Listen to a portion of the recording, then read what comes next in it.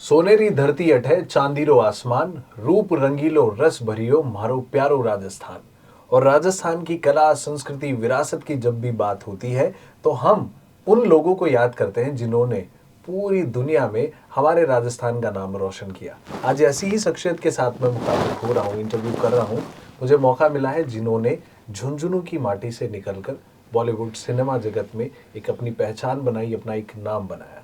एक एंटरप्रेन्योर भी हैं, एक बॉलीवुड एक्टर भी हैं, फिल्मों के शौकीन हैं, फिल्में लिखने का, फिल्मों में एक्टिंग करने का, डायरेक्शन का, बहुत सारे कमाल के उनके जो ना शौक है, उन पे भी बातचीत करेंगे। मेरे साथ खास बातचीत करने के लिए खास शख्सियत है सलीम दीवान साहब। सर, बहुत बहुत स्वागत है आपका। Thank you so much for inviting me. आपने मुझे बुलाया और बहुत खुशी की बात है। और मुझे ज़्यादा खुशी कब होती है जब मेरे घर में कोई मुझे बुलाए, और घर में जो प्यार मिलता है ना, उसकी खुशी अलग है। वाकई में। तो इंटरव्यूज़ तो बहुत सारे होते हैं, बट आज मैं मेरे घर पे आया हूँ और घर पे मेरे से बातें की जा रही है। So I am really lucky and I am thank you so much for that.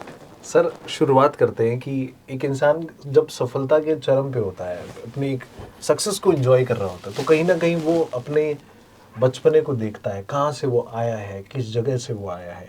आप बॉलीवुड में कई फिल्मों में आ चुके हैं, बॉलीवुड में कमाल आपने काम किया है। बड़े बड़े एक्टर जिनको पर्दे पे हम लोग देखते हैं, इंस्टाग्राम फेसबुक की रील्स में देखते हैं, तो आम लोगों का ख्वाब होता है कि यार मैं भी कभी इनके साथ एक फ़ोटो ले लूँ। आप उन सब लोगों के साथ रात दिन उठते बैठते हैं। तो जब आप अपने बचपन की तरफ देखते हैं, झुंझुनू की तरफ देखते हैं, तो कैसा एहसास होता है आपको?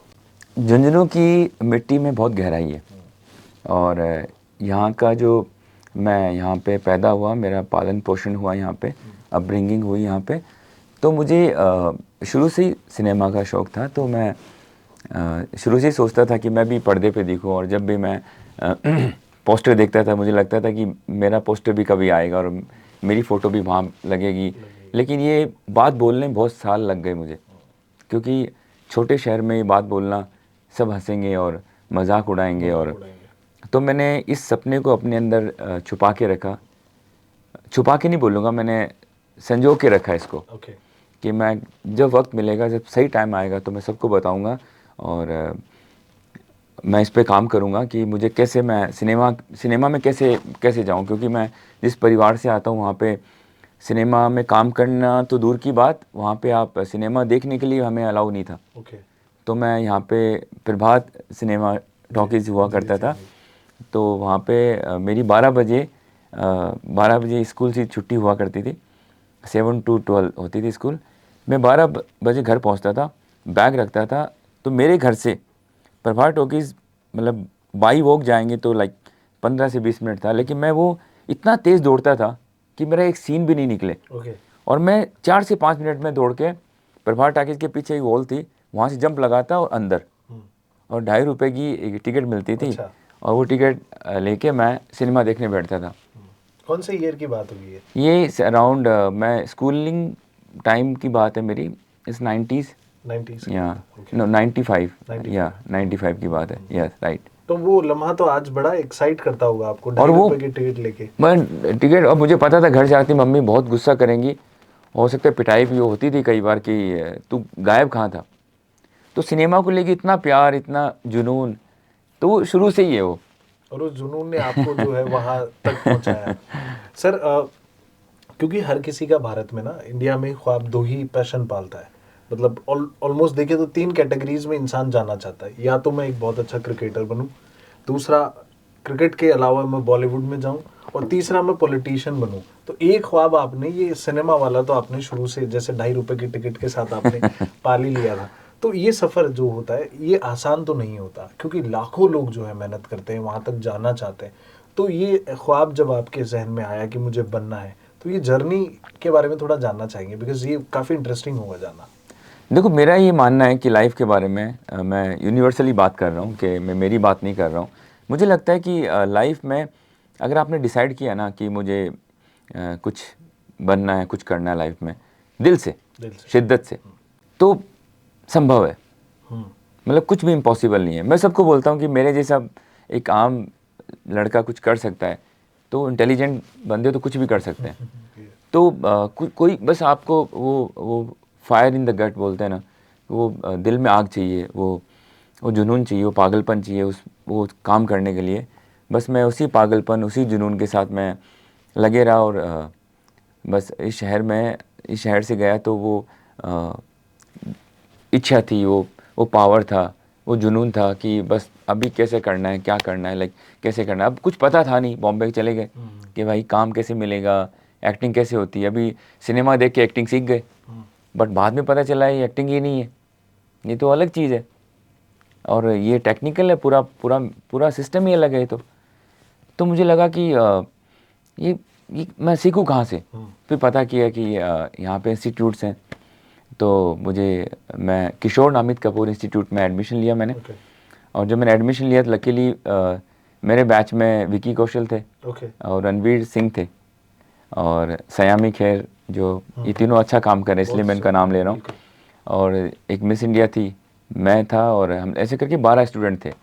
और हम 12 स्टूडेंट के साथ में हम लोग प्रैक्टिस करते थे।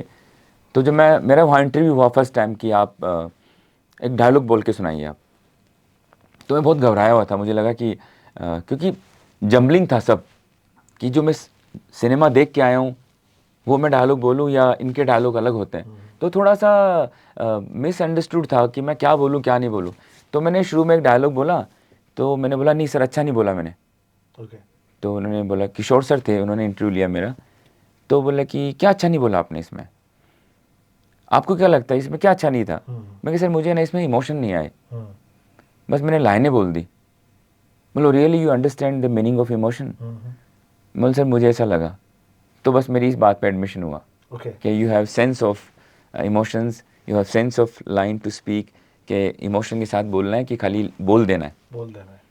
तो बोले आपको इतना सेंस है। मैं कैसे, मुझे नहीं पता लगा, मुझे ऐसा लगा मैं अच्छा नहीं बोला, मैंने इमोशन नहीं आया मुझे। तो मेरा एडमिशन हुआ, फिर वहाँ पे टेक्निकलिटीज़ को सीखा कि पर्दे के पीछे क्या होता है, कैमरा क्या होता है, एक्शन क्या होता है, स्क्रिप्ट क्या होता है, डायलॉग राइटर कौन होता है, स्क्रीन प्ले राइटर कौन होता है, स्क्रिप्ट कौन लिखता है, डायरेक्शन कैसे होता है, डेस्क कैसे होते हैं, कैसे आपको परफॉर्म करना होता है। इट्स नॉट लाइक आप परफॉर्म किए जा रहे हो, तो you have to understand the technical part also. Yes, बहुत ज़्यादा ज़रूरी है किसी भी चीज़ की प्रोसेस को जानना। एक्चुअली बहुत ज़रूरी है, बहुत ज़रूरी है। मतलब मैं समझता हूँ कि बिना ज्ञान के आदमी अंधा है ना, वो वाला सिस्टम है। हाँ, कि आपको पता ही नहीं, आपको कुछ भी करोगे, फिर आप कुछ भी करोगे आप, और लोग आप पे हंसेंगे, आप क्या कर रहे हो, आप क्या कर रहे हो। तो बिगनिंग में हमारे सीन होते थे, और सीन में हम लोगों को परफॉर्म कराया जाता था कि आपको ये सीन करना है, तो बहुत गलतियाँ करते थे, और वो वीडियो भी शूट करते थे उस टाइम पे, फिर हमें दिखाते थे, देखो आपने क्या गलतियाँ की है, कितनी मिस्टेक्स हैं आपकी, और आप क्या कर रहे हो, आपको लगता है कि आपको काम मिलना चाहिए। तो वो थोड़ा वहाँ पे आप बहुत जलील भी करते थे कि देखो क्या, कितना गंदे हो आप, कितने ख़राब हो आप, अच्छे से फील करो इसको। फिर एक प्रोसेस समझ में आया कि इसका प्रोसेस क्या है। जैसे रणवीर सिंह ने बोला कि मुझे रोना नहीं आता है, अभी प्रोसेस की बात मैंने छेड़ दी, वो थोड़ा सा लंबा टॉपिक है कि ये प्रोसेस कैसा होता है। कि जैसे रणवीर सिंह ने बोला कि एक इंटरव्यू में मैंने सुना था उसका, कि उसने बोला कि मुझे रोना नहीं आता है, रोने की सीन में मुझे रोना नहीं आता है। तो मनोज वाजपेयी साहब ने बोला कि फिर आप कैसे रोते हो। बोले मैंने इन्वेंट किया मेरा प्रोसेस। वो बात सच है, मेरा भी एक प्रोसेस है एक्टिंग करने का। उन्होंने बोला जब मैं रोने की बात आती है तो मैं नीडल चुभाता हूँ। नीडल से मुझे बहुत दर्द होता है, और वो दर्द से मेरी आंख में आंसू आते हैं। ऑडियंस को लगे कि वो अपनी गर्लफ्रेंड के लिए रो रहा है या सिचुएशन के लिए रो रहा है, बट मेरे आंख में आंसू आते हैं, मैं कनेक्ट कर लेता हूँ। ऑडियंस को लगता है मैं उस पर्टिकुलर सीन के लिए रो रहा हूँ, बट मेरे आंख में इतने आंसू आते हैं मैं रोक नहीं पाता। अब ये सेल्फ इन्वेंशन है। मेरे को आप बोलेंगे रोने के लिए, तो मैं रिवील नहीं करूँगा यहाँ पे मैं किस वजह से रोता हूँ। एक इंटरव्यू में सलमान खान ने भी जिक्र किया था कि कपिल शर्मा शो की शायद बात थी, उनमें कहा कि मुझे रोने वाले में बड़ी प्रॉब्लम होती थी। तो उस समय अरबाज मुझे याद दिलाता था कि आप याद करो कैसे अब्बा आपको ताला फेंक के मारते थे, ये करते थे। तो एक प्रोसेस तो कहीं ना कहीं इन्वॉल्व होता ही है। प्रोसेस इन्वॉल्व होता है, वो आपका सेल्फ इन्वेंशन है, वो उसकी ट्रेनिंग नहीं हो पाएगी, बट आप काम करते करते सीख जाओगे कि मैं यहाँ प्रॉब्लम कर रहा हूँ, मैं यहाँ प्रॉब्लम कर रहा हूँ, ये मुझे ठीक करना चाहिए, ये मुझे ठीक करना चाहिए। और फिर जब आप सीन प्ले करते हो, तो मैं आज पब्लिक प्लेटफॉर्म पे बात बताऊंगा कि एक्टर जब सामने वाले को कन्विंस करता है अपनी परफॉर्मेंस से, तो पहले वो खुद कन्विंस हो जाए। पहले वो खुद कन्विंस हो जाए, इतना कन्विंस हो जाए कि ही शुड स्टार्ट फीलिंग कि मैं वो हूँ, बिल्कुल मैं वो हूँ। उसमें कोई डाउट नहीं है कि मैं वो नहीं हूँ। जब वो लेवल आता है आपका खुद का, आप उस किरदार का हिस्सा बन चुके हैं, वो किरदार बन चुके हैं, फिर आप परफॉर्म करो, आप फिर प्रॉब्लम नहीं आती है। Yes. फिर आपको कुछ ज़रूरत नहीं है कुछ करने की। बिल्कुल। अब इससे रिलेवेंट सवाल, क्योंकि हमेशा मेरी कोशिश रहती है कि जब भी मैं इंटरव्यू किसी भी शख्सियत का करूं, तो जो देखने वाले लोग हैं, सुनने वाले लोग हैं, जानने वाले लोग हैं, उनको भी कुछ ना कुछ सीखने को मिलना चाहिए। बिकॉज बहुत सारे यंगस्टर्स जो हैं इस इंटरव्यू को जब देखेंगे तो उनके मन में जो पल रही ख्वाहिश है उसको भी थोड़ा सा बूस्टअप तो मिलना ही चाहिए। तो मेरा सवाल ये है कि जब आप पहुंचे और आपने एक्टिंग इंस्टीट्यूट में एडमिशन लिया, उसके बाद भी बहुत सारी लंबी प्रोसेस होती है, आपको ऑडिशंस देने होते हैं। बहुत। तो आपको जो पहला ब्रेक मिला उसके बारे में थोड़ा जानना देखो मैं आपको मज़े की बात बताऊं कि क्या था कि हम लोग यहाँ पे जिस जगह से मैं पल बढ़ के गया हूँ, तो यहाँ पे मैंने यही देखा कि आप MBBS कर लेते हैं तो आपको डॉक्टर की जॉब मिल जाएगी। आपने LLB कर ली तो आप एडवोकेट बन गए। तो मुझे लगा कि मैंने किशोर नामित कपूर से मैंने एक्टिंग कोर्स कर लिया, अब मैं बन गया हीरो, अब मैं बन गया, अब मैं एक्टर बन गया हूँ, Yes, अभी yes. अभी मेरे को काम आएंगे। अब काम आएंगे। फिर मुझे लगा अरे यार तो काम आ ही नहीं रहा है, मतलब ये क्या है, काम कहाँ मिलेगा। तो फिर सच्चाई का सामना हुआ और मैंने ऑडिशन देने शुरू किए और उस प्रोसेस का हिस्सा बना मैं। और जब ऑडिशन भी एक एक्टिंग का पार्ट है। आप जितने ज़्यादा ऑडिशन देंगे उतने ज़्यादा आप है ना अच्छे एक्टर बनते जा रहे हैं। और ऑडिशन में क्या होता है, आपको इंस्टेंट करना होता है Yes. कि आपको स्क्रिप्ट मिली, आपको 15-20 मिनट का टाइम मिलेगा, आप परफॉर्म कर दो। अब 15-20 मिनट में क्या आप सोच सकते हैं, किस कैरेक्टर में कितना डीपली जाके कैसे परफॉर्म कर सकते हैं, वो आपको करना होता है। That is also part of the process. So मुझे फिर मैं ऑडिशन देना शुरू किया। फिर हमारा एक ग्रुप बना ऑडिशन देने वालों का, और उसमें हमने ऑडिशन देना शुरू किया। और ऑडिशन देते देते मुझे पहली फिल्म मिली बॉलीवुड डायरीज़। बॉलीवुड डायरीज। वो बहुत इंटरेस्टिंग बात है, मैं शेयर करूंगा आपसे कि मेरे दोस्त ने फ़ोन किया कि ऑडिशन चल रहे हैं जी ऑफिस में। ओके। तो जी का ऑफिस लोखंडवाला बैक रोड पे था उस टाइम, इंस्टीट्यूट था उनका, उसमें ऑडिशन चल रहा है। ओके। तो मैंने बोला तू दे के आया ऑडिशन? बोला मैं दे के आया, लेकिन यार इंटरेस्टिंग ये है कि उसका डायरेक्टर खुद बैठा है वहाँ पे। नॉर्मली क्या होता है, कास्टिंग डायरेक्टर्स बैठते हैं, कि डायरेक्टर खुद बैठा है, खुद अपना वो ऑडिशन चेक कर रहा है। मैंने कहा अच्छा। मैं वहाँ पहुँचा तो वहाँ 5 बज चुके थे। तो मेरे को अलाउ नहीं किया पहले उन्होंने कि आप अंदर नहीं जा सकते, 5 बज चुके हैं, ऑडिशन तो बंद हो गए। मैं कहा सर मुझे 5 मिनट में ऑडिशन करना है, आ जाना है। तो बोले ठीक है। मैंने उनसे रिक्वेस्ट किया तो वो मान गए। मैं ऊपर गया फर्स्ट फ्लोर पे, तो उन्होंने बोला क्या हुआ। फर्स्ट टाइम मैंने देखा KD सत्यम को, जो डायरेक्टर है बॉलीवुड डायरीज़ के। मैंने बोला क्या हुआ, तो मैंने कहा सर मुझे ऑडिशन देना है। बोले ओके। बोले ऑडिशन तो बंद हो गए, लेकिन ठीक आप आए हो तो आप ये कर दो। अब मैंने लाइनें पढ़ी तो मुझे लाइनों में समझ में आया कि ये गुस्सा कर रहा है अपने बेटे पे। इतना ही समझ पाया मैं। एक तो घबराहट भी थी कि यार 5 मिनट है, 5 मिनट में क्या करूं, ये सब लोग जा रहे हैं, ये बंद भी हो गया, मैं क्या करूं। लेकिन मैं 5 मिनट में मैंने पढ़ा और मैंने ऑडिशन देना शुरू किया। तो मेरा ऑडिशन देखा ही नहीं उन्होंने, क्योंकि बहुत गंदा कर रहा था मैं। ओके। बहुत ही गंदा कर रहा था मैं। तो मैं चिल्ला के गुस्सा कर रहा था, ये कैसे किया आपने, मैं तुम्हारा बाप हूँ, तुम्हारे बाप के सामने बोलने की हिम्मत कैसे हुई। बोले जा रहा हूँ कुछ बकवास, कुछ मतलब नहीं। अच्छा। मुझे ऑडिशन ख़त्म हो गया। तो ऑडिशन ख़त्म होती है जैसे आपको पता चल जाता है नहीं आपने क्या किया, एग्ज़ाम दे के आते हैं हमें पता चलता है कि हम क्या उखाड़ के आए। वो वाली बात थी। तो मुझे पता है बहुत गंदा ऑडिशन हुआ यार, और I was disappointed like anything. मैं नीचे आया और नीचे आके खड़ा हो गया मैं इंस्टीट्यूट के बाहर, सोचते रहा कि बहुत ही बेकार ऑडिशन हुआ है। कितना अच्छा चांस था कि डायरेक्टर सामने बैठा है यार, मुझे बहुत अच्छा परफॉर्म करना चाहिए था। वो अंदर से उदासी थी मेरे अंदर। इतने में क्या हुआ, वो पूरी टीम बाहर निकली। KD सत्यम सर, उनके 2 असिस्टेंट और एक लड़की और थी, वो शायद कॉस्ट्यूम की थी वो। ये 5-6 लोग बाहर निकले और मैंने उनको देखा।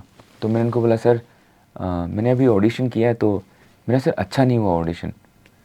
वो हल्के से मुस्कुराए कि मतलब पता ही है ना हमें अच्छा नहीं हुआ। तो बोले कोई बात नहीं ना, आगे बहुत ऑडिशंस होते हैं, आप अच्छा करना फ्यूचर में। मैं कहा नहीं सर मुझे वापस करना है। तो बोले अभी तो हो गया ऑडिशन, आज लास्ट डे था वैसे ही हमारा, तो नहीं हो पाएगा अब तो मैंने बोला नहीं सर मैं वापस कल कर दूँ आपको, मैं ऑडिशन करके कल मुझे टाइम भी मिलेगा करने को। तो उन्होंने मेरा जो जिज्ञासा देखी ना अंदर, कि जो तड़प देखी कि मैं डायरेक्टर के सामने मैं परफॉर्म कर दूं, बस एक बार देख लो मेरे को आप, वो उनको फील आया। मैंने बोला सर आप कॉफ़ी पियेंगे? बोले नहीं हमारे पास गाड़ी है और हम कॉफ़ी शॉप पे जा रहे हैं। कि सर मैं भी चलूँ? तो उनको लगा ये तो चिपक ही रहा है मतलब। तो मैं उनके साथ कॉफ़ी शॉप पे गया और मैंने उनको बस मैं ही बोला फिर 25 मिनट। मैंने कहा सर मैं ना, मुझे काम चाहिए सर, मैं मतलब मैं झुंझुनू शहर से आता हूँ। तो वो जानते थे झुंझुनू के बारे में, हाँ, कि यहाँ के लोग इतने मेहनती होते हैं, ये है वो है। ये नाम तो है हमारा पूरी दुनिया में कि झुंझुनू और शेखावाटी के लोग बहुत मेहनती होते हैं। सो थोड़ा उसका मुझे बेनिफिट मिला। तो उन्होंने बोला ठीक है ये ऑडिशन तो हो गया बट मैं आपको कॉल करूँगा, आपको कॉल करूँगा। फिर वहाँ से जर्नी शुरू हुई और उनका कैरेक्टर चेंज हुआ। फिर वो जो कैरेक्टर के लिए ऑडिशन था वो चेंज हुआ, स्क्रिप्ट में चेंज हुआ। फिर उन्होंने मुझे बुलाया कि एक ऑडिशन आया आपके लिए। मैंने कहा सर मुझे थोड़ा टाइम दे देना बस आप। बोला आप आ जाओ, आप आराम से 3 दिन करके लाना। ऑडिशन आया और मैंने ओथेलो मिला था मुझे, ओथेलो। मैंने ओथेलो को पढ़ा नहीं था, लेकिन आप बिलीव करेंगे मुझे ओथेलो मिला और मैंने 3 दिन में ओथेलो के पेट में पहुंच गया मैं, कि वो कैसे मूव करता होगा, कैसे चलता होगा, कैसे बात करता होगा, कैसे अपनी बात रखी होगी। बस मैंने प्रेजेंट किया और वो साइलेंट रहे, देखते रहे और मुझे लगा मज़ा आ गया मुझे करके। बस वहाँ से जर्नी की शुरुआत हो गई। जब सबसे इम्पोर्टेंट बात ये निकल गई, खुद को मज़ा आएगा तो यकीनन वो चीज़ अच्छी होगी, और खुद को मज़ा नहीं आएगा सही बात तो है, उसमें रिजल्ट बहुत कम चांसेस है। सर ये तो आपका पहला जो स्टार्ट था उसकी बात हुई। मैं इन जनरल बात करता हूँ, क्योंकि जैसे आपने बताया कि आपके साथ में विकी कौशल भी थे उस इंस्टीट्यूट में, आपके साथ में रणवीर सिंह भी थे और भी काफ़ी लोग आपके साथ में थे। एक मेरा वाक़या है, किल दिल फिल्म जब आई थी तो मुझे रणवीर सिंह का इंटरव्यू करने का उस समय मौका मिला। किसी दूसरे आरजे के साथ में मैं था उस समय, मैं एज ए असिस्ट ही करने गया था उनको। तो मैंने ऑरा नोटिस किया कि जो ये बॉलीवुड एक्टर होते हैं वो आम लोगों से थोड़े डिफरेंट तो होते हैं। जब हम गए तो रणवीर सिंह उस समय बैठे हुए थे और उनके साथ उनके जो कॉस्ट्यूम के लोग थे बाकी सब थे। जैसे ही उन्होंने देखा कि मीडिया इज देयर, वो चार्ज हो गए एकदम ना, वो लाइन लेंथ पूरी एकदम डिफरेंट हो गई, चेंज हो गई। हमें लगा इतना एनर्जेटिक इंसान, मैंने पहली बार इतना एनर्जेटिक इंसान अपनी लाइफ में देखा। वो ऐसे ही है एक्चुअली।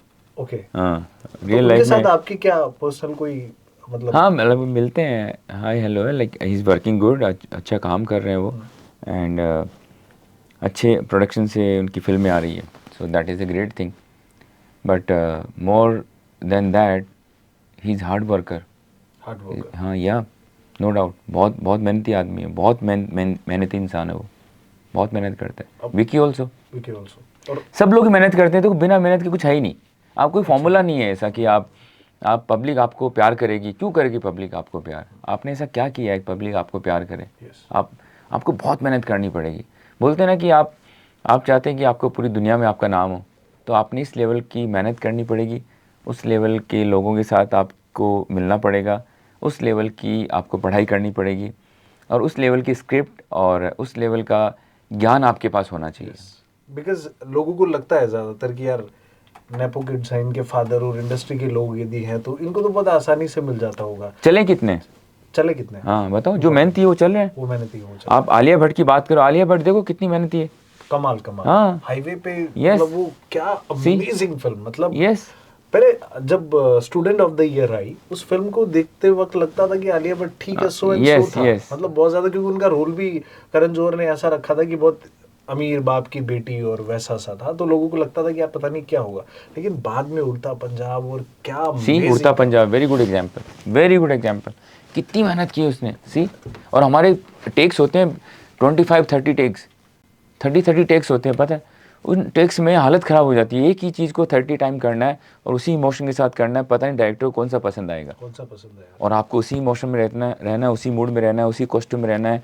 अगर आप मिट्टी में गिरे हो तो मिट्टी में पड़े रहना है आपको, फिर आपके साथ वो, मतलब बहुत एक तपस्या है, और वो जो कर रहा है तो वो योगी है। और एक तरीके से देखा भी जाए तो वो जो आपकी 1-1.5 घंटे की फिल्म है वो पूरी लाइफ है जब वो शूट चल रहा होता है, क्योंकि आपका वही कैरेक्टर है, वही उसी में जीना है, वैसे ही चलना है, वैसे ही खाना है, वैसे ही पीना है। वैसे इमोशंस खुद के अंदर करना है। तो कहीं ना कहीं एक्टर्स के साथ ये तो प्रॉब्लम हो जाती होगी कि वो अपनी रियल लाइफ को बिल्कुल भूल होता है, जाते मेरे साथ होता है। जैसे मैं आलिया बासु गायब है का मैं जिक्र करूँ तो उसमें मेरा जो कैरेक्टर है किडनैपिंग का है, किडनैपिंग वाला। तो मैं उसकी, क्योंकि मैंने कभी रियल लाइफ में किडनैप किया नहीं था, तो मुझे वो फील नहीं आ रहा था यस। कि मैं कैसे फील करूँ, वो मोमेंट कहाँ से लाऊं मैं। एक हमारे एक्टिंग में होता है कि first memory, second memory, third memory. First memory जो आपके, सपोज आपका एक्सीडेंट हुआ है तो आपकी फर्स्ट मेमोरी है यस। कि ऐसी गाड़ी आई, ऐसी गाड़ी लगी, आपको बहुत बुरा लगा, आपको चोट लगी। सेकंड मेमोरी अलग होती है, थर्ड मेमोरी अलग होती है। मेरी फर्स्ट सेकंड थर्ड मेमोरी में किडनैपिंग नहीं था। मैंने देखा था फिल्मों में किडनैपिंग होता है, but I was not getting connected with that particular thought कि मैं किसी लड़की को किडनैप करके लाऊं और उसके साथ में रहूं मैं वहाँ पे। तो मुझे उसमें शिफ्ट करने में मुझे बहुत मज़ा आया, और मैं शिफ्टिंग के लिए एक टेक्निक है उसका इस्तेमाल किया मैंने। एंड उस मोमेंट में रहा, उस ओरा में रहा, उस स्पेस में रहा, और मैंने यही सोचते रहा कि मैं किडनैपर हूँ, मैंने किसी लड़की को किडनैप किया, रैंसम की हम बात कर रहे हैं। ओके। तो बस वो 7 दिन उस थॉट के साथ रहा मैं, और मैं अलग आइसोलेटेड रहता था, लोगों से मिलता नहीं था, अलग अपने स्पेस में रहता था। एक टाइम आया कि मुझे लगा कि मैं अब किडनैप करने जा रहा हूँ, ओके। और उस मोमेंट पे शायद रियल लाइफ में भी मुझे लगता है कि मैं किसी को रैंसम की बात कर सकता हूँ। वो फील करने लगा मैं कि मैं किडनैपर हूँ, मैं किसी का किडनैप कर सकता हूँ, मैं रैंसम की बात करूँगा, कितना पैसा चाहिए मुझे। तो वो मैं जैसे ही कनेक्ट हुआ उससे, बस मैंने डायरेक्टर को बोला कि अब हम लोग प्रैक्टिस करते हैं। प्रैक्टिस करते हैं। तब हम प्रैक्टिस पे गए, और उस मेरे जो को एक्टर्स है बहुत कमाल के हैं, तो उन्होंने मज़ा आया उनके साथ काम करने में। तो बॉलीवुड डायरीज़ में मेरे साथ यही था, क्योंकि उन्होंने, सर ने मुझे बोला कि आपको 8 दिन तक ना गणेश नगर में रहना है, अच्छा। आपको आना नहीं, वहीं कंचे खेलो, साइकिल चलाओ, और बच्चों के साथ बैठे रहो बाहर कोने पे, इधर उधर आप कुछ भी करते हो, बट उधर आना नहीं वापस। मुझे एक्टिंग नहीं चाहिए, मुझे रियल गणेश नगर का लड़का चाहिए। मुझे कुछ नहीं चाहिए आप क्या ब्रेकफास्ट खा रहे हो, क्या कर रहे हो, क्या आपका सिक्योरिटी चल रहा है, कोई गाड़ी है, कुछ नहीं। आप सिर्फ साइकिल चलाओ। वहाँ पे बच्चे गली में क्या करते हैं, कंचे खेलते हैं, गिल्ली डंडा खेलते हैं, इधर बैठे रहते हैं, बाहर औरतें वो कपड़े धोती रहती हैं औरतें बाहर, और वहाँ बैठे रहो। बस 8 दिन तक मैं वहीं रहा, और अपना फर्स्ट फ्लोर पे एक रूम था, मैं उसी में शूट किया उन्होंने। वो आपका रूम है, वो उसी को रखूँगा मैं। आप बिलीव करेंगे, मैं उसी ओरा में चले गया, एक्टिंग करने की ज़रूरत ही नहीं पड़ी। आप रियल टाइम में उसको जीना ये शुरू कर चुके आमिर खान का देखो, आमिर मुझे बहुत पसंद है, बिकॉज उनका प्रोसेस वही है। प्रोसेस वही है एक्चुअली। तभी उनकी उनकी जो एक्टिंग इतनी कन्विंसिंग क्यों लगती है, इतना कन्विंसिंग कैसे हो सकता है आमिर खान, बिकॉज वो प्रोसेस को फॉलो करते हैं, प्रोसेस को फॉलो। वो बनते हैं वो, बिल्कुल। और जो बनने के बाद आप जब काम करते हो ना, तो मज़ा आता है। बिल्कुल। सर अब ये आपकी प्रोसेस की और सारी लाइफ की, करियर की बात हुई। अब एक सवाल मैं पूछना चाहूँगा कि इंडिया में लाखों, इनफैक्ट मैं कहूँ करोड़ों बच्चों का सपना है कि वो एक्टिंग में जाएं, बिकॉज वो आजकल जब से सोशल मीडिया डोमेन शुरू हुआ है तब से खुद ज़्यादा देखना शुरू कर चुके हैं। जितना ज़्यादा कंटेंट कंज्यूम करते हैं उतना ही उनको रिलेट करते हैं, उनके ऊपर काम करते हैं, जिम जाते हैं, एक्सरसाइज करते हैं, अच्छा दिखने की कोशिश करते हैं। बट इतना ही इनफ नहीं है। बहुत सारे लोग मुंबई जाते भी हैं, बट बिना तैयारी के जाते हैं, बिना इन्फॉर्मेशन के जाते हैं, तो लौट के वापस आ जाते हैं। तो जो यंगस्टर्स अपना करियर आजमाना चाहते हैं फिल्मों में या टीवी में जाना चाहते हैं, उनकी क्या प्रोसेस है? एक ऐसी प्रोसेस जिससे उनको बहुत ज़्यादा प्रॉब्लम भी ना हो और जिसमें उनको रियलिटी भी उनको मालूम चल जाए कि मैं कहाँ खड़ा हूँ। देखो, इसका वैसे तो कोई प्रोसेस नहीं है। सबसे पहले तो एक ही प्रोसेस है कि आप कितने डेडिकेटेड है। ओके। आपका डेडिकेशन बोलता है कि नहीं, मैं ये काम करना चाहता हूँ, इसके बिना मैं खुश नहीं रह पाऊँगा, मतलब ये काम नहीं किया तो मैं लाइफ में खुश नहीं हूँ, खुश नहीं हुआ। तो फिर आप लग जाओ इसके पीछे। और प्रोसेस ये है कि आप एज एन एक्टर आप लिटरेचर पढ़ो, अपनी ज़बान पे काम करो, अपनी भाषा पे काम करो, एंड टेक्निकल पार्ट को सीखो। आप इंस्टीट्यूट ज्वाइन करो, थिएटर करो। मैंने थिएटर किया बाद में। थिएटर में अभी भी जुड़े रहता हूँ थिएटर से। अभी भी मैं जब भी वक्त मिलता है 15-20 डेज़ में क्लासेस करता हूँ, थिएटर प्ले करता हूँ। आप जुड़े रहो उस सब्जेक्ट से, उन लोगों से और उस आर्ट से, तो डेफिनेटली आपको देखो, एक तो होता है सीखना, एक होता है काम मिलना, ये दोनों अलग अलग चीज़ है। दो अलग है हाँ, आप ये मत बोलो कि मैं तो सीख चुका हूँ, मुझे काम नहीं मिला। तो काम मिलना अलग बात है। मैं उसके बारे में कुछ नहीं बता सकता कि आपको कब काम मिलेगा, कैसे मिलेगा, कहाँ मिलेगा और कौन देगा, मुझे नहीं पता। मैं इतना बता सकता हूँ कि आपको एक्टर बनने का जो प्रोसेस है वो फॉलो करना चाहिए। Yes yes.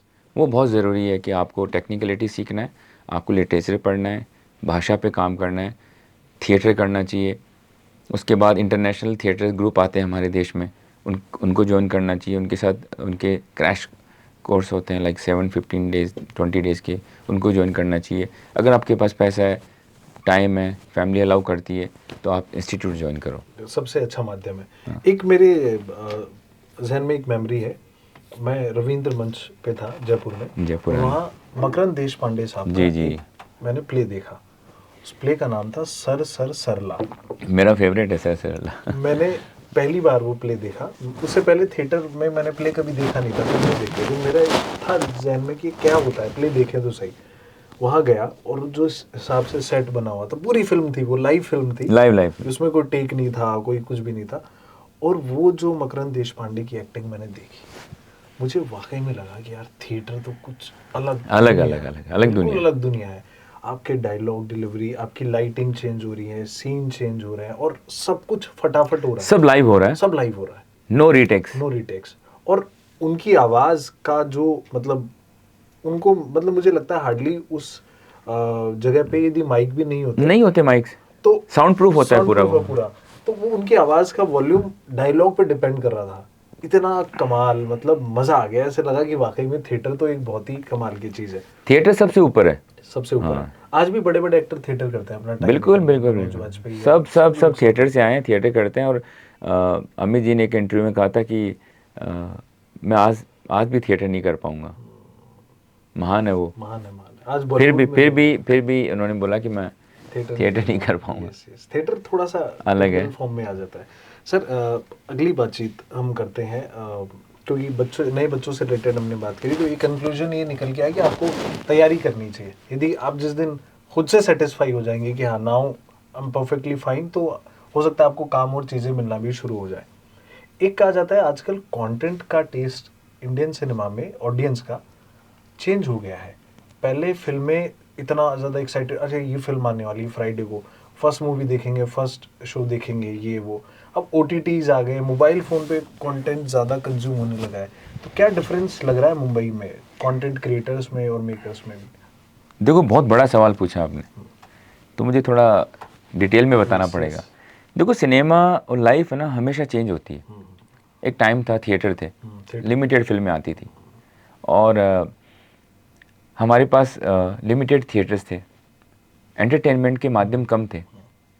तो हम क्या करते थे, हम थिएटर्स में फिल्म देखने जाते थे, और बहुत टाइम बाद एक फिल्म आती थी जिसकी चर्चा हर जगह होती थी। हर जगह चर्चा होती थी कि ये फिल्म आने वाली है। उस टाइम अमित जी की और धर्म जी की फिल्में आती थी। थिएटर के बाद मल्टीप्लेक्स आए, तो उसी थिएटर में 5 स्क्रीन हो गई। 5 स्क्रीन हो गए, हाँ। 5 स्क्रीन हो गई, पब्लिक की डिमांड बढ़ गई, तो फिल्में बनने ज़्यादा हो गई, सप्लाई ज़्यादा हो गई फिल्म बनने की, तो फिल्में ज़्यादा बननी शुरू हो गई। फिर चेंज हुआ, बहुत साल तक चला, ये 10 साल तक चला है मल्टीप्लेक्स का। मल्टीप्लेक्स के बाद उसके बाद हमारे पास आए OTT प्लेटफॉर्म्स। OTT प्लेटफॉर्म्स ने क्या किया कि घरों में थिएटर बना दिए, थिएटर बना दिया कि आप घर में थिएटर है, आप जब चाहो, जब मूडो, जितना टाइम है, जितना आपका मन करे, आप थिएटर देखो, अपना सिनेमा देखो, छोड़ दो।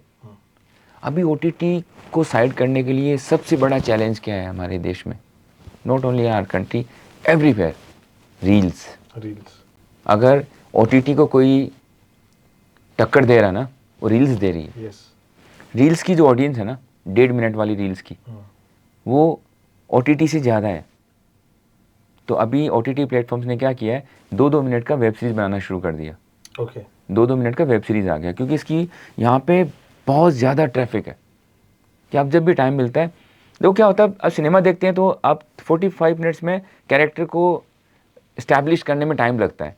कैरेक्टर इस्टेब्लिश होता है, आप समझने लगते हैं कि ये है, इसकी फैमिली बैकग्राउंड ये। अब आप गए, हाँ, यस यस यस, अब उसको प्यार हुआ लड़की से, अभी लड़की घर वाले रेडी नहीं है, वो जो भी सीक्वेंस है फिल्म का, तो 1-2.5 घंटे का सिनेमा था। अब इतना टाइम नहीं है लोगों के पास, तो OTT आया कि 1 घंटे की फिल्म देखो, आप चले जाओ, फिर नेक्स्ट डे आना, फिर डिनर के बाद देखना। फिर डिनर के बाद हम दूरदर्शन देखा करते थे, या औरतें घर में देखा करती थी अपने सास भी कभी बहू थी काइंड ऑफ सीरियल्स। वो चेंज होके अभी OTT आ गया, 1 घंटे की फिल्म देखनी है फिर सो जाना है। अभी इसके बाद आया रील, जो चल रहा है अभी मार्केट में। रील ने सबको टक्कर दी है। नंबर अभी अभी जो क्राउड है, जो इंगेजमेंट है, वो रील का है। अभी सिनेमा तो चेंज होते आ रहा है, अब आगे कुछ और होने वाला है, I don't know, but cinema तो बदलेगा। और बिल्कुल, इससे कहीं ना कहीं ज्यादा लोगों को भी मौका मिला है। बिल्कुल मौका मिला है, और मौका मिला है। और इसमें ये हो गया कि मुझे तो इस बात का थोड़ा सा दुख भी है, क्योंकि मैं थिएटर देख के बड़ा हुआ हूँ। मुझे थिएटर से बहुत प्यार है, और 70 mm पे एक जो फिल्म चलती है उसका जो मज़ा है, उसको मैं शब्दों में बयान नहीं कर सकता। कि वो मेरा हमेशा सपना रहा है, और मैं लकी रहा हूँ कि मेरी जो फिल्में आई सब थिएटर में रिलीज़ हुई। यस, बड़ी बात है। हाँ, वरना कई लोगों की लाइफ में ऐसा भी होता है कि शूट तो हो भाई जाता है, एडिट हो ये जाता है, आशीर्वाद है। वेट करते रहते हैं कई बिल्कुल, दिनों तक, कब बिल्कुल। लॉन्च होगी, कब लॉन्च जी होगी। जी जी ये तो है सर। अब एक एरा ये भी प्रोस्पेक्टिव जो है, खासकर जब हम कंटेंट की बात कर रहे थे, तो आजकल जैसे हम बात करेंगे साउथ की फिल्में जो है, जी उनका क्रेज बड़ा जबरदस्त है। पहले हार्डली फिल्मों की बात होती थी कि सलमान की फिल्म में 600 करोड़ की, इसने ये किए। अब साउथ की फिल्मों की स्टार्टिंग ही 500 करोड़ से शुरू होती है, कोई 3000 करोड़ बोल रहा है, कोई 4000 करोड़ बोल रहा है। बाहुबली फिल्म मतलब हिस्ट्री चेंज कर दी सिनेमा की उन्होंने, बिल्कुल। कितना कमाल रहा। सर क्या मतलब डिफरेंस मानते हैं आप साउथ के सिनेमा में और हमारे मेन स्ट्रीम जो बॉलीवुड है उसके अंदर, क्या फर्क महसूस होता है आपको? देखो, सिनेमा होता है। हमारे यहाँ पे एक कमर्शियल फॉर्मूला अप्लाई हुआ बॉलीवुड में, कि ये पैटर्न की फिल्में चलेंगी। ओके। कि एक लड़का होगा, लड़की होगा, उसको प्यार होगा, और वो फिल्में चलेंगी, चलेंगी। हीरोइज्म वाली फिल्में। फिर उसके बाद एक सिनेमा आया, अनुराग कश्यप सिनेमा, थोड़ा अर्दी, थोड़ा इंटेलेक्चुअल, हंसल मेहता जी, हाँ, वो सिनेमा आया, उसको एक्सेप्टेंस मिली पब्लिक से। हम लोग लिमिटेड क्राइटेरिया में काम करने लगे कि हमें बस इसी फॉर्मेट में फिल्में बनानी है। ये स्क्रिप्ट है जो चलेगी, ये स्क्रिप्ट है जिसमें 5 गाने रहेंगे, एक लड़का, एक हीरो रहेगा, एक हीरोइन रहेगी, एक विलेन रहेगा। इसी फॉर्मेट में फिल्में बनना शुरू हुई, और हम वही बनाते गए।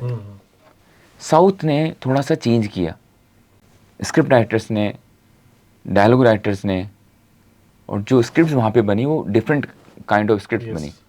तो सबसे पहले अपनी जो साउथ की फिल्म जो नॉर्थ में हिट हुई बॉलीवुड में, वो थी बाहुबली। बिगेस्ट हिट, वैसे तो बहुत हिट हुई बाहुबली ने सबका माइंड चेंज कर दिया। फिर हम बॉलीवुड वाले बाहुबली टाइप की फिल्में बनाना शुरू कर दिए, फिर हम नहीं चले। साउथ वालों को पल्स समझ में आया कि पब्लिक को क्या चाहिए। जैसे अभी मुझे नाम याद नहीं ऑनेस्टली, मैंने कल कंप्लीट किए, मैंने केरला की फिल्म देखी है। फराज फासिल केरला का एक्टर है, जो कि पुष्पा में जो विलेन है ना, police officer, is very good actor है, इज माई फेवरेट। तो वो is very good star in Kerala. तो फराज फासिल की फिल्म थी, मुझे इतना मज़ा आया। सिंपल फिल्म है कि एक बंदा जिसकी मेमोरी चली गई है, और उसके घर में फराज फासिल जाते चोरी करने। वो बोलते रहे, बेटा कुमार आ गए तू? तो उसको लगता है, बोले मैं कुमार नहीं हूँ, मैं तो चोरी करने आया हूँ इधर। बोले कुमार मुझे खोल। तो वो बताता है कि यार मेरी मेमोरी चली गई है, मेरा बेटा मुझे बांध के जाता है, क्यों मैं घर छोड़ के चले जाता हूँ। तो वहाँ से दोनों बाइक पे बैठते हैं, उसको बोलते हैं मैं तेरे को 25,000 रुपये देता हूँ, तो मेरे को कहीं और छोड़ दे, इस घर से निकाल। वहाँ से कहानी शुरू होती है, बाइक पे दोनों जा रहे हैं। What a beautiful script, what a beautiful writing. मतलब ये मुझे सच्ची, आपने जो सवाल पूछा ना, कल रात को मैं सोच रहा था, यार ये स्क्रिप्ट हमारे पास क्यों नहीं आई, ये बॉलीवुड में क्यों नहीं आई स्क्रिप्ट। शायद आई होगी, लेकिन हमारे फॉर्मेट वालों ने बोला नहीं, ये स्क्रिप्ट तो एक्सेप्टेंस नहीं है इसका, तो इसमें तो हीरो नहीं है, हीरोइन नहीं है, इसमें 5 गाने नहीं है, बिल्कुल, हाँ, इसमें हीरो मार नहीं रहा है विलेन को। शायद ऐसा कुछ हुआ होगा कि वो स्क्रिप्ट वहाँ बन रही है और उसका एक्सेप्टेंस है। एक सर, क्योंकि जब हम कॉलेज में थे, क्योंकि रेडियो फील्ड से जुड़े हैं, तो गाने बहुत सुने हैं।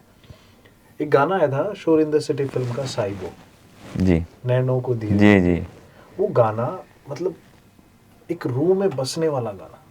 कई गाने आए मतलब ऐसे जो बॉलीवुड में आज भी कई गाने, अब 2-3 रोज पहले मैं ऐसे शाम को बैठा हुआ था और मैंने आमिर खान की वो जो फिल्म करिश्मा कपूर के साथ फिल्म थी, परदेसी परदेसी जाना नहीं, वो जो गाना था, वो गाना बहुत पहले सुना हुआ था, लेकिन पता नहीं जहन में क्यों क्लिक हुआ कि यार ये गाना सुनते हैं, है ना, बड़े मॉनिटर्स पे सुनते हैं। तो पहले उसको स्टूडियो में सुना।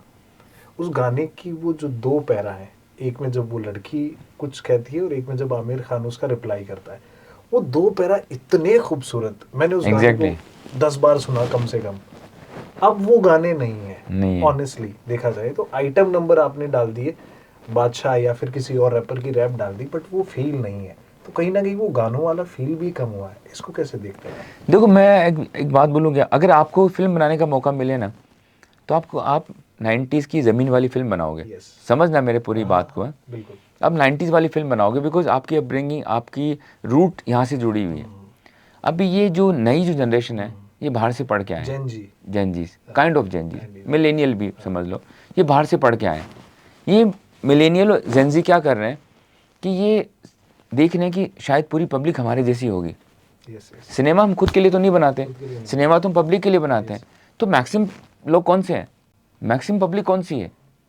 तो मैक्सिमम पब्लिक को इन्होंने इग्नोर किया।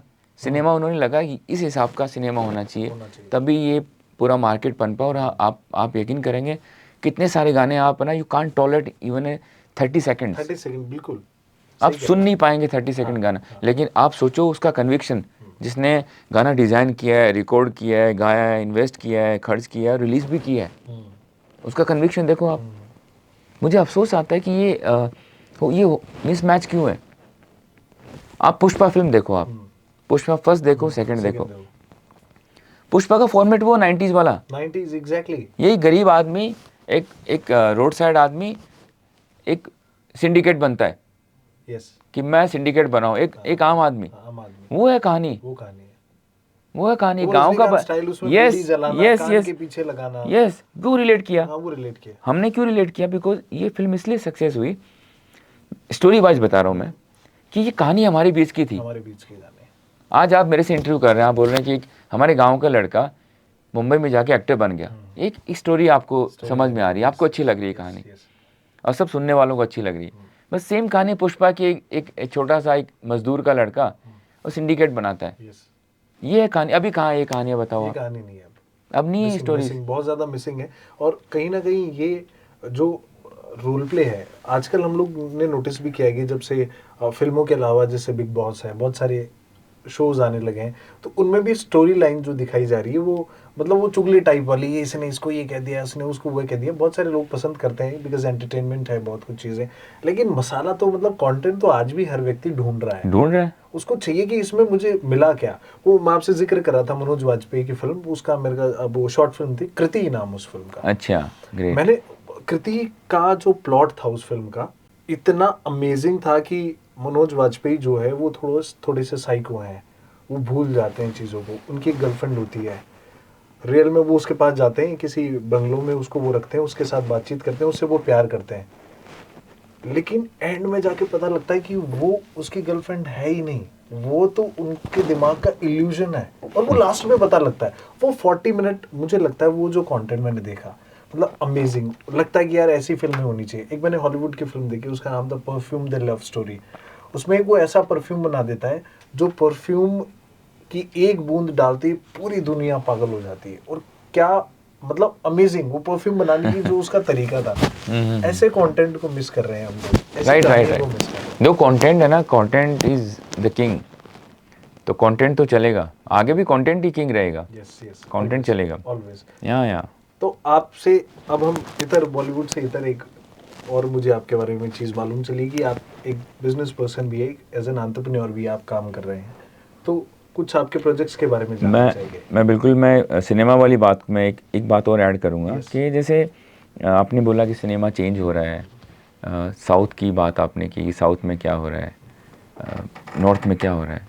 एक चीज़ मैं आपको बोलना चाहूँगा सभी ऑडियंस को कि कहीं कुछ भी हो रहा है, कोई कुछ भी कर रहा है, फिल्म मेकर कुछ कर रहा है, सिंगर कुछ कर रहा है, कोरियोग्राफर कुछ कर रहा है, स्क्रिप्ट राइटर कुछ कर रहा है, डायलॉग राइटर कुछ कर रहा है, डीओपी जो कैमरा मैन है वो कुछ कर रहा है, कोई कुछ भी करे, आपको ये ध्यान रखना है कि एज एन एक्टर आप कितने स्किलफुल हैं। यस।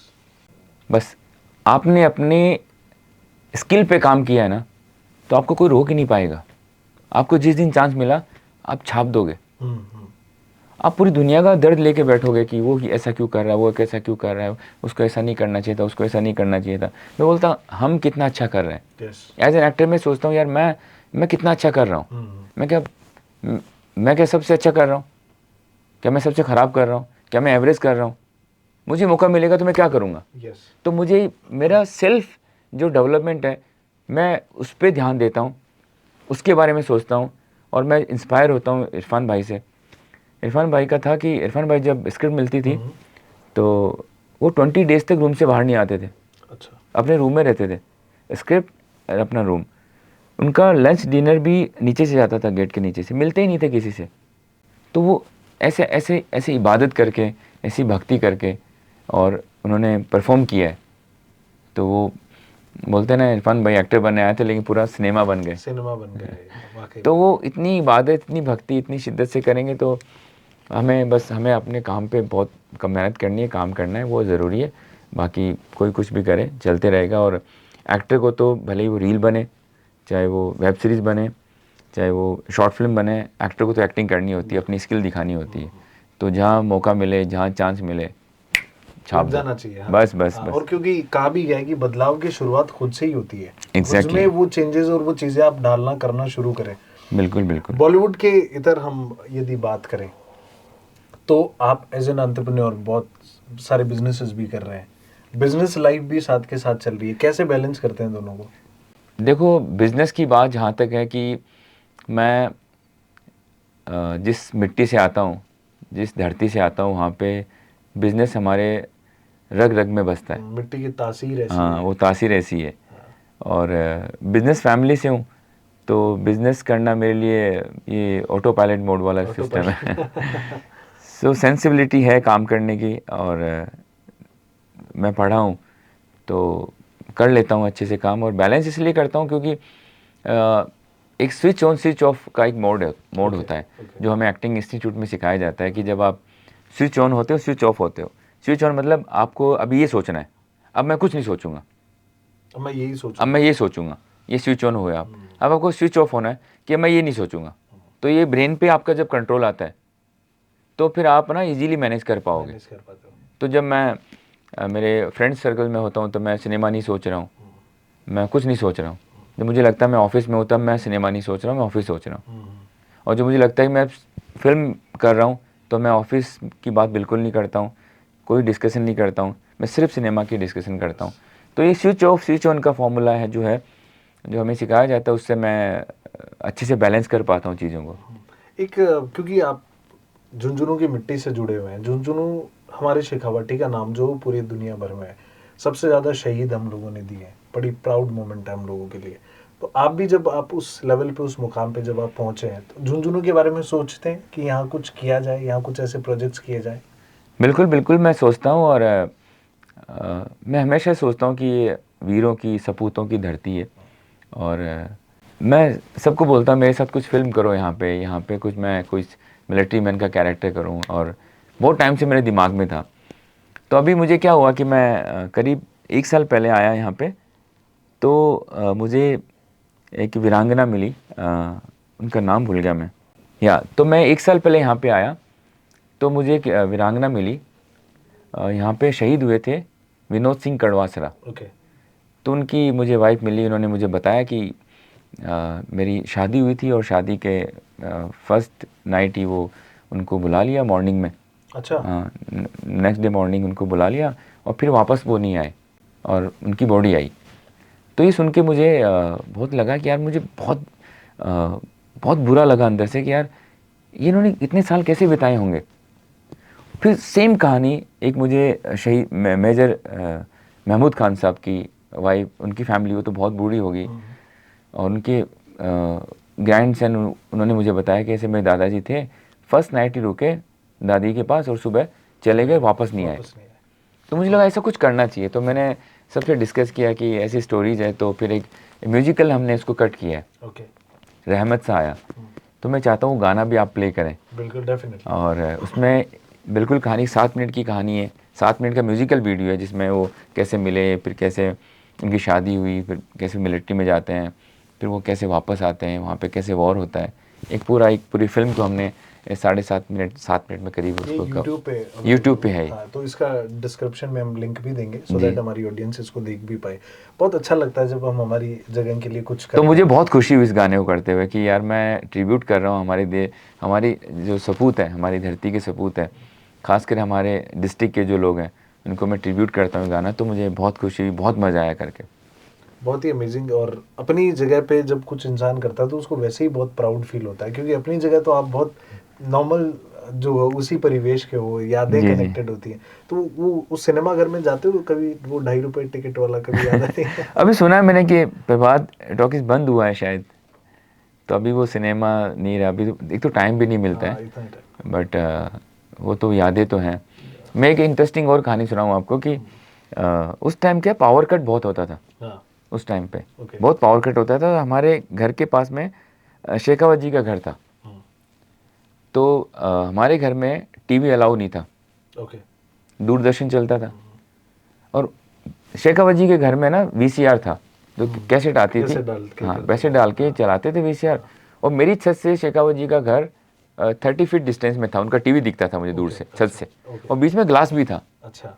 तो मैं ना ऊपर छत पे बैठ के टीवी देखता था उनका। अच्छा। और मुझे साउंड नहीं आता था बिल्कुल भी, हम्म। लेकिन मैं सेंस कर लेता था कि ये डायलॉग क्या होंगे इनके। अच्छा।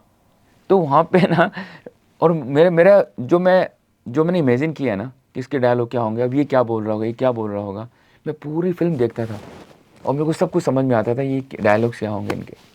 तो तो ये सेंसिबिलिटी वहाँ से डेवलप हुई।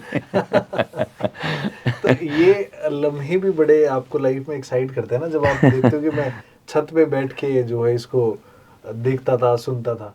सर एक सवाल, जब हम बात कर रहे थे कि इतना काम होता है, इतना स्ट्रगल होता है, इतना स्ट्रेस होता है, आजकल हम लोग एक चीज़ महसूस कर रहे हैं कि बहुत कम एज में ना बच्चों के सुसाइड बच्चे कर लेते हैं, स्ट्रेस नहीं झेल पाते, बहुत सारी दिक्कतें हो रही हैं आम जीवन में।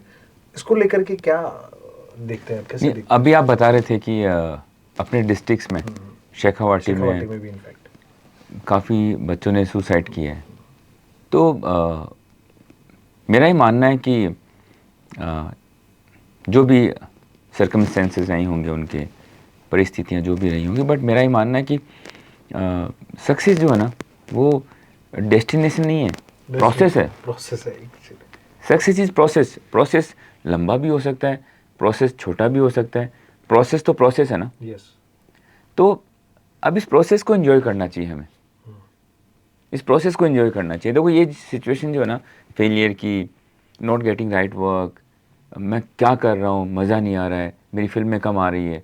मैं भी सोच सकता हूँ कि यार मेरे साथ वालों की इतनी फिल्में आ रही है, मेरी तो इतनी फिल्में नहीं आ रही। लेकिन नहीं, वो मेरा डेस्टिनेशन अलग है, मुझे प्रोसेस को एंजॉय करना है। यस। अगर मैंने प्रोसेस को एंजॉय किया तो डेस्टिनेशन तो मिलनी है, कोई डाउट ही नहीं है उसमें। अब हम फंसे पड़े हैं किसमें, डेस्टिनेशन में, प्रोसेस को भूल रहे हैं हम लोग। प्रोसेस को बोले कब, कितना जल्दी वहां तक नहीं नहीं, बिल्कुल नहीं। आप एक बार फेल हो गए, 2 बार फेल हो गए, कोई बात नहीं, कोई बात नहीं। आप प्रोसेस को एंजॉय करो और हार्ड वर्क करो, मिल जाएगी डेस्टिनेशन। लेकिन ये थॉट कहाँ से आता है, पता नहीं कौन सी शिक्षा का क्या स्तर हो गया है हमारे यहाँ पे कि बच्चे सुसाइड कर रहे हैं। इससे बुरी बात क्या हो सकती है। और मैं पेरेंट्स को भी बोलना चाहूँगा कि ज़रूरी नहीं है कि बच्चा इंजीनियर बन के ही बहुत कुछ कमाल करेगा या डॉक्टर बन के ही बहुत बड़ा कमाल करेगा। वो ये सब नहीं करके भी बहुत बड़ा कमाल कर सकता है।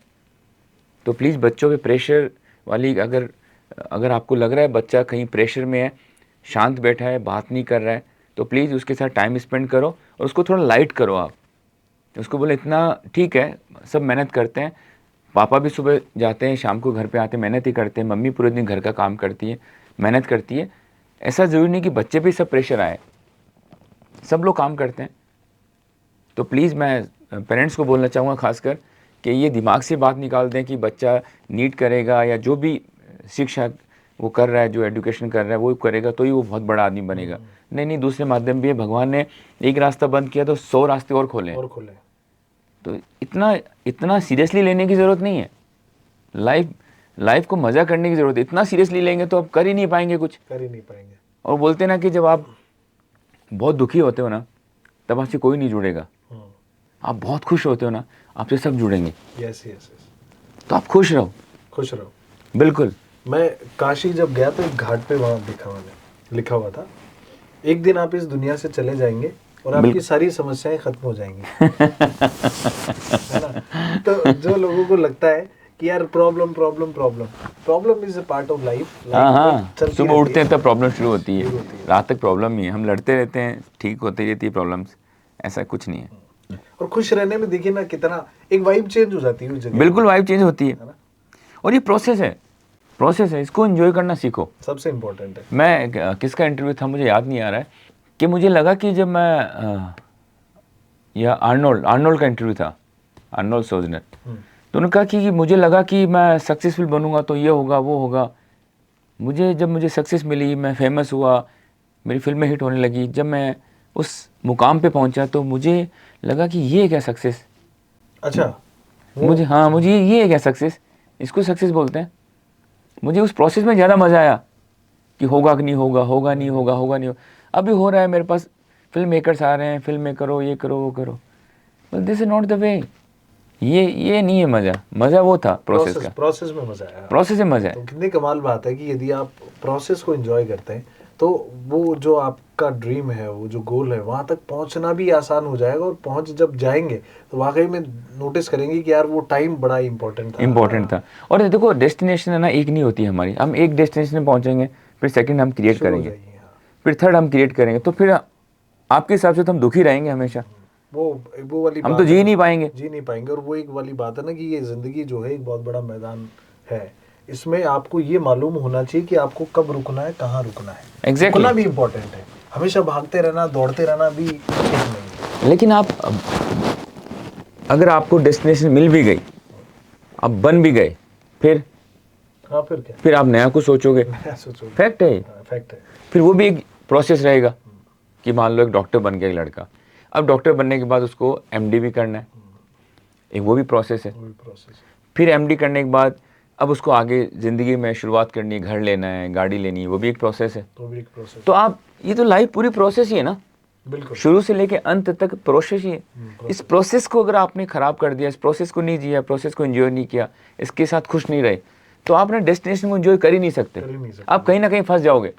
आप बोलोगे अरे मेरे को गाड़ी चाहिए थी, अब तो गाड़ी नहीं मिली, फिर मैं दुखी हो गया। अरे मुझे तो वो बंगलो चाहिए था, बंगलो नहीं मिला, फिर मैं दुखी हो गया। तो बच्चों को हमें शुरू से ये शिक्षा देनी चाहिए कि भाई आपको ना प्रोसेस को एंजॉय करना है, गिव यू 100%, मेहनत करो, शिद्दत से काम करो, फिर भगवान पे, ऊपर वाले पे छोड़ दो। बिल्कुल। कहीं ना कहीं इम्पोर्टेंट है कि आप उस प्रोसेस को एंजॉय करें। सर, हम इतने वक्त से बातचीत करें, मतलब लगा नहीं था कि यूजुअली इंटरव्यू फॉर्मेट में आपके सवाल होते हैं, जवाब आते हैं, फिर आप अगला सवाल पूछते हो। हमने इस फॉर्मेट को थोड़ा सा लाइट कर दिया। अब मैं आपसे आपकी ज़िंदगी का जो अनुभव है, एक्सपीरियंसेस है, आप क्या हमारी ऑडियंस के साथ शेयर करना चाहेंगे जाते जाते? मैंने बहुत सारी बातें शेयर की है, दिल से बात की है, और रियली आपसे बात करके बहुत मज़ा आ रहा है। और जैसा मैंने बोला कि मैं अपने घर में जितना खुश रहता हूँ, इतना बाहर इंटरव्यू करने में, पॉडकास्ट करने में मज़ा नहीं आता है जितना अपने शहर में बैठ के इंटरव्यू करने में मज़ा आता है। मैं ऑडियंस को बस यही कहूँगा कि बस हमें बोलते हैं ना कि हमारे घर वालों ने हमें मेहनत करना सिखाया है। तो जैसे अपने गांव की कहावत है कि तकदीर की खीर और मेहनत की खिचड़ी। तो तकदीर से खीर मिल सकती है, पता नहीं मिलेगी नहीं मिलेगी, लेकिन मेहनत से खिचड़ी मिलेगी, इस बात की गारंटी है फॉर श्योर। तो हमें मेहनत करते रहना है, और खिचड़ी तो मिल ही रही है, भाग्य रहा तो खीर भी मिल जाएगी। सर के साथ बातचीत का ये सिलसिला बड़ा कमाल रहा, मुझे काफ़ी अच्छा लगा बात करके, बहुत सारी चीज़ें सीखने को भी मिली। और ज़िंदगी में सर मज़ा तब आता है जब किसी आप, क्योंकि हमारी पहली बार मुलाकात है, तो जब आप कुछ लेके जाते हो ना किसी से, तो आपके अंदर ये रहता है कि यार वाकई में वो टाइम बड़ा इंपॉर्टेंट था, बहुत कुछ सीखने को मिला, जानने को मिला। क्योंकि आप जिस जगह पे बैठे हैं, जहाँ से आप देश को देख रहे हैं, दुनिया को देख रहे हैं, इंडस्ट्री को देख रहे हैं, लोगों को देख रहे हैं, वो एक वाइड नज़रिया है। उस नज़रिए में से हमने भी कुछ चुराने की कोशिश करी ताकि हमारी ज़िंदगी में काम आए। सर, एक बातचीत और इस कॉन्वर्सेशन के दौरान मुझे मालूम चला था कि आप क्योंकि सामाजिक सरोकार एक बहुत इंपॉर्टेंट टॉपिक है। जब आप सोसाइटी में कुछ सोसाइटी से लेते हो तो आपको देने की चाह भी होती है, और आपकी फैमिली में ये चीज़ शुरू से ही रही है। आपके फादर साहब जो हैं उन्होंने भी बहुत कमाल काम किया झुंझुनू के लिए, और उनका जो ट्रस्ट है डॉक्टर सलाउद्दीन चौबदार ट्रस्ट, ट्रस्ट, उन्होंने मतलब झुंझुनू के लिए बहुत अप्रिशिएबल, मतलब बहुत कमाल काम किए हैं। कल की ही यदि हम बात करें तो कल एक आयुष हॉस्पिटल आपने, जो कि 150 बेड का अस्पताल है, निशुल्क लोगों की सेवा के लिए आपने दिया है। मुंबई में भी आप बहुत कमाल काम कर रहे हैं, ट्रस्ट के माध्यम से आपने कई बच्चों को भी गोद लिया है, और कई परिवारों को आप पेंशन भी दे रहे हो ताकि उनके आम जिंदगी पे इफेक्ट ना हो। तो इसके बारे में थोड़ा सा चर्चा करना चाहेंगे। बहुत कमाल, बहुत इंप्रेसिव चीज़ लगी मुझे। नहीं, ये देखो क्या होता है, समाज में ना रिटर्न बैक होता है। तो समाज के प्रति हमारी जिम्मेदारियाँ हैं। तो मुझे लगता है ये मेरी व्यक्तिगत रिस्पॉन्सिबिलिटी है मेरे समाज के लिए, उस समुदाय के लिए, उस ज़मीन के लिए, उस शहर के लिए जहाँ से मैं आता हूँ। बिल्कुल। तो बस इसी विचारों के साथ हमने प्लान किया कि यहाँ पे डैड हमेशा से सोचते थे कि यहाँ पे ना 1 रुपये में ट्रीटमेंट होना चाहिए। अच्छा। तो उनका मन था कि यार यहाँ पे कुछ ऐसा हॉस्पिटल बने जो लोगों को, गरीबों को इलाज करे और वर्ल्ड क्लास फैसिलिटी हो। तो बस वही बस विचार के साथ हमने यहाँ पे एक 150 बेड का हॉस्पिटल शुरू किया, और एक नया मेडिकल कॉलेज और BMS, BHMS, BUMS कॉलेज आ रही है, वहाँ पे भी हम एक 1000 बेड का हॉस्पिटल शुरू कर रहे हैं। और वो लोगों के लिए फ्री होगा। और ये बस सेवा भाव है, ज़रूरी है। और मेरा शुरू से ही मन है कि मेरा 2 चीज़ों के लिए हमेशा से मन रहा है। एक तो शिक्षा को लेके बहुत मेरा मन है कि हमारे देश में अगर अंधकार दूर होगा ना, वो शिक्षा से होगा। इसके अलावा हमारे पास कोई कुछ ऑप्शन नहीं है हमारे पास। There is no second thought कि इसको पकड़ के काम हो जाएगा, नहीं। शिक्षा बहुत ज़रूरी है। तो मैंने जब भी मैं जहाँ भी जाता हूँ, मैं जिस कॉन्फ्रेंस में जाता हूँ, मैं जिस मीटिंग में जाता हूँ, मैं जिस इंटरव्यू में जाता हूँ, एक बात हमेशा सबको बोलता हूँ कि हम हमारे परिवार के बच्चों को पाल रहे हैं। हमारे 2 या 3 जितने भी बच्चे हैं परिवार में, मैं चाहता हूँ एक बच्चा और अडॉप्ट करो आप। ओके। एक बच्चा अडॉप्ट करो, उसकी स्कूल, उसकी ड्रेसेस, उसकी लिविंग, उसको मैनेज करो। और एक बच्चा और पाल लोगे ना तो कोई फ़र्क नहीं पड़ने वाला है, कोई फ़र्क नहीं पड़ने वाला, कुछ भी फ़र्क नहीं पड़ेगा। तो एक बच्चा अडॉप्ट करो। तो बस मैं आपके माध्यम से सबको बोलना चाहूँगा। और बच्चे हमारे देश में ना टैलेंट भरा पड़ा है। तो बच्चे मिलेंगे आपको, ऑर्फनेज में जाओ, वहाँ पे बच्चों से मिलो। और मैं एक बार एक ऑर्फनेज में गया, और मैं बहुत मेरा दिल भरा है अंदर से कि यार ये बच्चे, इनको कौन देखेगा। तो मैं बस वहाँ से बहुत इंस्पायर हुआ, और एक मैंने फिल्म की अभी, for me for the world. उसमें बेटी बचाओ बेटी पढ़ाओ पे है वो फिल्म। ये तो हमारे गवर्नमेंट का स्लोगन है, बट उस पर बेस्ड है वो फिल्म। तो जब मैंने उस फिल्म को किया तो उसमें जो मेरा कैरेक्टर, मैं रिवील नहीं करूँगा, शॉर्ट फिल्म है, अब रिलीज़ होगी अब 1-1.5 महीने बाद। तो वो फिल्म करने के बाद वो जो कैरेक्टर था ना मेरा, उसमें वो बच्ची को अडॉप्ट करता है, स्ट्रीट गर्ल को। तो बस मैं वहाँ से इंस्पायर हुआ, और मैंने 40 बच्चों को अडॉप्ट किया बॉम्बे में। स्लम एरिया से बच्चे आते हैं, तो उनका खाना पीना रहना सब मैं मैनेज करता हूँ। और मुझे खुशी होती है ये सब करके, अच्छा लगता है। और मुझे लगता है मैं एक ज़िम्मेदारी है मेरे लिए, तो मैं ज़िम्मेदारियों का निर्वहन कर रहा हूँ और उनके लिए अच्छा काम कर रहा हूँ।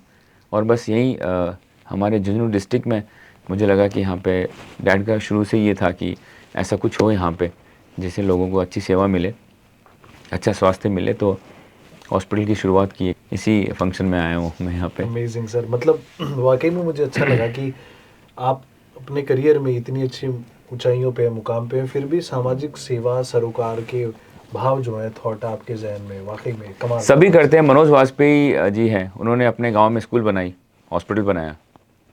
तो उनसे पूछा कि आपने अपने गांव में स्कूल और हॉस्पिटल क्यों बनाया। उन्होंने बोला मैं गांव को क्या दे सकता हूं, मैं जो काम करता हूं मुझे मज़ा आता है, फेम मुझे मेरे गांव को मैंने क्या दिया। तो एक आदमी अगर समझता है ना एक मुकाम पे जाके कि उसकी जिम्मेदारी उसके समाज के प्रति क्या है, तो ये सब ख्याल आते हैं। यस। और वो बड़ी एक इंस्पायरिंग लाइन है, मुझे बहुत बार याद आती है कि जो इंसान ज़िंदगी में इकट्ठा करता रहा, लास्ट में वो ये सोचता है कि यार मतलब इसका क्या मतलब निकला, और जो हमेशा देने वाली थॉट में रहा वो खुश रहा, उसको लगा कि यार वाकई में हाँ मजा आ गया हमें। तो ये तो कहीं ना कहीं लाइफ का फलसफा है कि आपको देना ही चाहिए सोसाइटी को। वैसे हमारे डिस्ट्रिक्ट में किसी चीज़ की कोई कमी नहीं है, बहुत अच्छे लोग हैं, धनवान लोग हैं, संपन्न लोग हैं, पढ़े लिखे लोग हैं, सर्विस जॉब वाले कम्युनिटी है, अच्छी सोसाइटी है, सब बहुत अच्छे हैं। फिर भी एक कहीं ना कहीं अगर कोई है तो उसको यहाँ पे सेवाएं मिलेंगी। बिल्कुल सर, और इसी मकसद से आपने उसकी शुरुआत की बिल्कुल है। बिल्कुल बिल्कुल। बहुत कमाल सर, बहुत अच्छा लगा आपसे बातचीत करके। Thank you so much. Life के बारे में जान के, आपके विजन के बारे में जान के, और जो समाज के लिए आप करना चाह रहे हो उस थॉट के बारे में जान के। Thank you very much. शुक्रिया सर। थैंक आगे हम बातचीत आपके साथ यूं ही करेंगे, नेक्स्ट टाइम जब आप आएंगे एक विस्तृत चर्चा आपके साथ और करेंगे। शुक्रिया बहुत बहुत आपका। You so much. Thank you.